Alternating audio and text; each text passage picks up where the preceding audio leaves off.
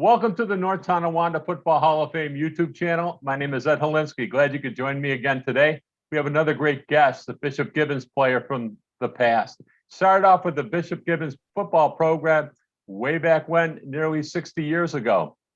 Great athlete. We're going to get into that a little later, but please welcome Mike Cox. Mike, how's things? I see you're at the Hall of Fame. You're looking good sitting there. You look good. How do you keep yourself in such great shape? Surgery. That's a good one. And the other thing too, I remind people that round is a shape too, so it works. You know, it's a beautiful thing. I want to thank you for joining me today. Tell me about the years that you played football at Bishop Gibbons High School. The first year was JV, and that was the first year that the school was open. And most of the players that we had never played little loop football or anything like that. So it was a interesting year, the first year. Then the second year, we had some really good players, but the linemen were still learning. But we did okay. And then the next year and next year, we came together. I played with some great players, Ed Harmon for one, Dale for another one, and a bunch of great guys. Our coaches was George Herman, who had a bar in Buffalo, and he also coached the semi-pro team in Buffalo. And Hank Lewis was our other coach, and they worked together very well. Was Hank Lewis the head coach back then? Was he the first head coach of the Gibbons football program? Yeah, I think so. George Herman did most of the coaching, I want to say, though, but I think they used him as the head coach. How would you describe Ed Harmon as a high school football player? Nice kid, very quiet, around 6'4", was about 220. He also played on our basketball team. He was one of our centers. And he was a linebacker and he was a fullback for our team. He was quite the hitter, quite the player back then. Yes, but real quiet. Never said boo to anybody. Gentle giant. Your last year, 1964, you played with Wilson? Yes, Dave Chabelle. He started, but he got hurt in the middle of the season. And then Sarkovitz was our other quarterback. Your season wasn't as good as what you anticipated because of the injuries. I think you guys went 2-6 that season. We went the first game, we won 52-0. I had like 4 touchdowns or something like that. And the second game, I think we played St. Francis. And third quarter, I sprained my ankle and I was out for 2 games after that. Then we got better, and then we won a few, and we lost a couple pretty close games. What do you recall about your senior year in high school football? Played hard. I thought we had a really good backfield. Quarterback could throw the ball. We had decent receivers, and our linemen I thought, played very well. The teams that we played, they were good, but we should have had a better record. In fact, I thought we did. I didn't realize we were just 2-6. How big of a roster did you have, and were you guys a close-knit bunch back then in 1964? We kind of went to school together, all of us. I went to a Catholic school, elementary, from K through 8. So those people we knew, and then the rest of them went to NT. But I stayed friends with almost everybody from them and NT too. In fact, most of the guys from NT that were playing there we were good buddies. Besides football, you were quite the athlete. We had a conversation beforehand that you lettered in 5 different sports in 1 year. Yes. I've heard 4. I've never met football, basketball, baseball, track, and tennis. I've never met anybody who lettered in 5 sports. How did you keep track of that stuff, especially in the springtime? Just made sure the priest would tell me on, let's say, baseball, I think was Tuesday, Friday. Track, tennis was Wednesday, Thursday. Track was just one day a week that we did that. So I just played when we wasn't any other games to do. How did you manage? In tennis, I was 10-2. Baseball, my senior year, I only batted .478. Senior year, football, I know I had almost every game a touchdown. The first game we won 52-0. I had at least four touchdowns in that game. My understanding is in the summertime, when you used to go over to Memorial Pool, you used to hang out with the divers and have a little diving competition with them as well. And you held your own as well, too. You were quite the amateur diver as well, too. Was your family that good athletically? Or is this a God-given talent that you have? Or what can you tell us to explain how good you were as an athlete? I think I was just happened to be lucky. I hung around mostly with athletes, and if they had a baseball game going, Mike, we need a guy, come on, play. Or they call me up and say summer league basketball, Mike, we need a guard, come on and play with us. That's how my whole summer went, pretty much. As a basketball player, you were quite the point guard. Dale Wilson was telling me as well too. You were great at feeding him the ball. He was the shooter. You were the point guard. That's quite the unselfish player at that point when you're a point guard. Did you get as much good feeling about passing the ball than scoring? I felt that I could get myself in the open and execute passes where they could get open and they would shoot the ball, and most of the time make them because I gave them the shot to go ahead and take. I was pretty quick. I was fast. So I could dribble around and get open and then pass the ball. During your high school career, how many letters did you get? Let's see. Senior year is 5, junior year 4, sophomore year 3. I think that's all. Yeah, I think that's it. Did you happen to take up tennis as a hobby to be good, to become a letterman, or how did that work? Or there weren't a lot of kids going out for tennis back then?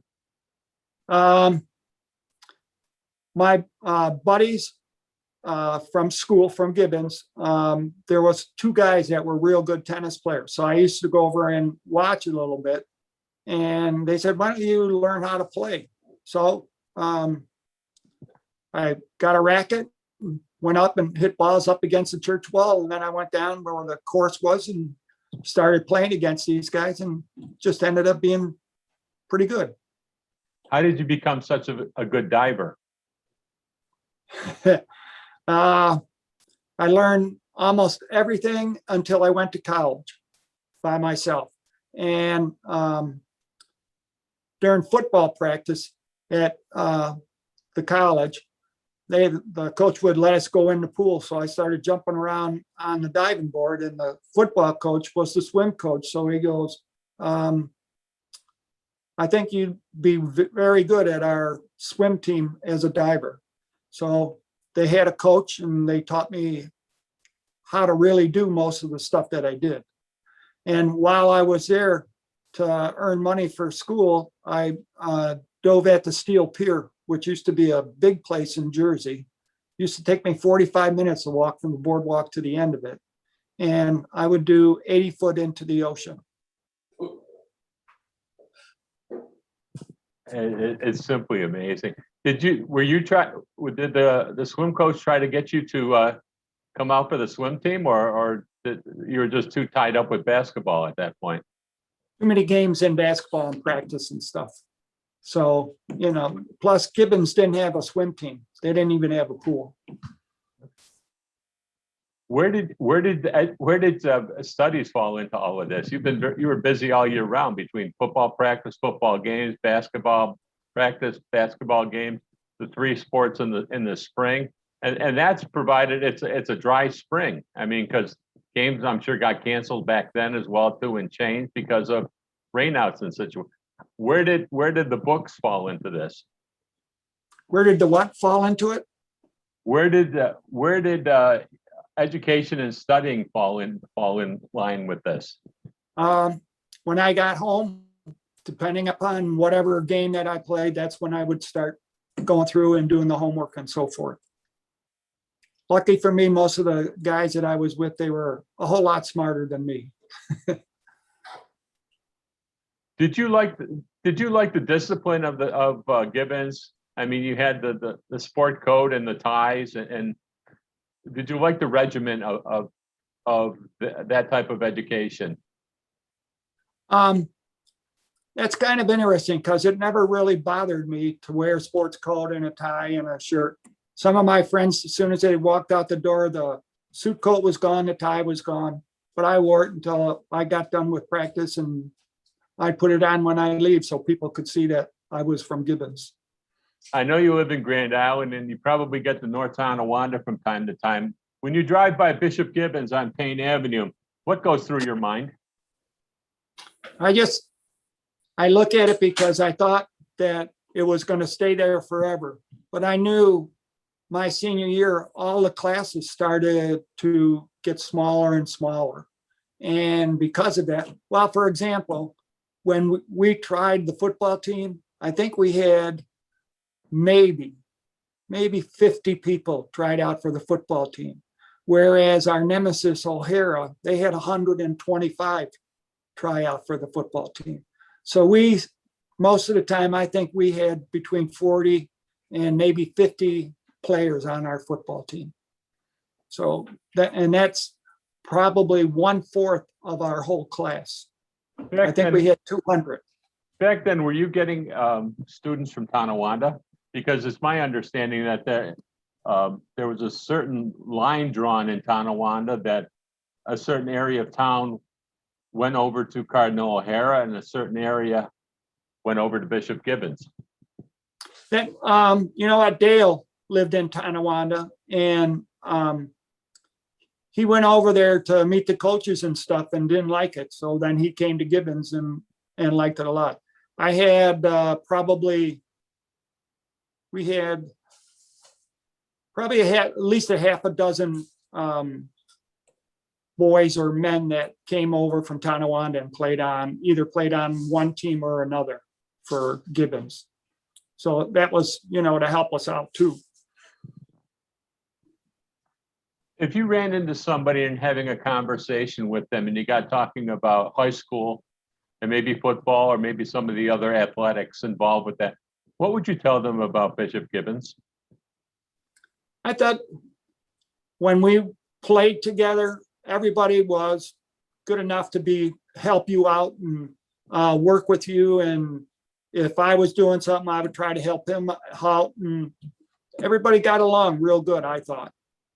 We didn't have any real hassles about who was going to do what. They told you to do something and you did it. And that's the way almost everybody was. After high school, did you continue your take athletics with you and compete in college? Yes, I went to Niagara Community, played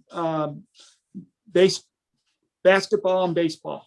And then when I went to Glassboro, I went there because the baseball coach was going to be a football coach in New Jersey, and he wanted me to go because I was kind of fast. So I went there and played football. And then, like I said, the football coach was a swimming coach, and he saw me diving, so then he had me diving. So I was doing football and swimming. Do you have any regrets about your high school or college playing careers? Not really. While I was at Niagara Community, I was working third shift, so I didn't really get a chance to be around a lot of the people. But I was with a few of them that I knew from other sports and stuff, so it worked out pretty good. Do you keep in contact with some of your former teammates from Gibbons? There's not too many around here in our senior year.